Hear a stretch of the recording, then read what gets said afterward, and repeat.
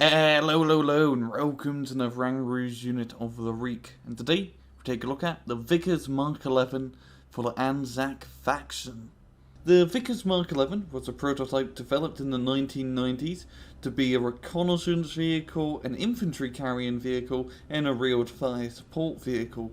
The project was scrapped, and it never really saw the light of day except for one prototype that was made. Now, the odd thing about this vehicle, compared to other APCs and armoured transport, is that instead of having a machine gun or an autocannon on top, they instead decided to put a Vickers Mark 5 light turret with the 105mm rifled gun attached to it, meaning that this little armoured transport that could carry 7 guys had hell of a lot of punch. In-game, the Vickers Mark.11 is a 50-point Anzac vehicle with the year restriction of 1992, type restriction of motorised and mechanised, and it is also prototyped.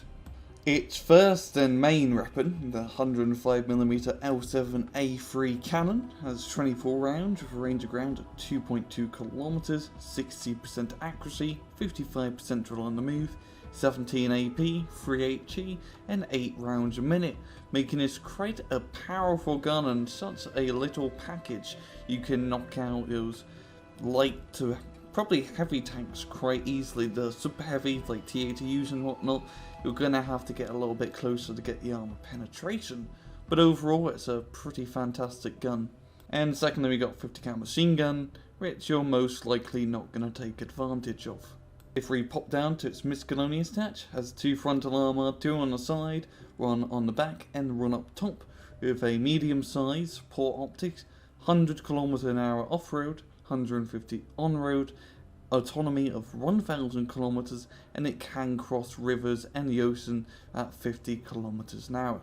In battle, this is an awesome vehicle, honestly. It's just so much fun to use. You got a 50-point 100 km/h, pretty much VAB, but instead of having a crappy 50 cal machine gun on top, they also have a bleeding giant cannon that will wreck tanks' faces off. Even though tanks don't really have faces, they have an awful lot of frontal armour, and this cannon can go right through it like a hot knife through butter. Now, of course, with all things there are downsides. Really, the only downside of this is it doesn't have much armour. Only has 2 armour on the front and on the side, which is hardly anything. So you want to keep this thing a little bit back. I know in the video I'm just charging them up because I just wanted to see how well they could do just a crazy cavalry charge, and they do it quite effectively against AI. But against a competent player who are probably going to be camping in a ridge with ATGMs and nasty T-80s and T-72s, you want to keep this thing a little bit back. So in conclusion, like all the units in this brand new DLC, put this in your bleeding deck if you can, because it is absolutely fantastic and you will not regret it.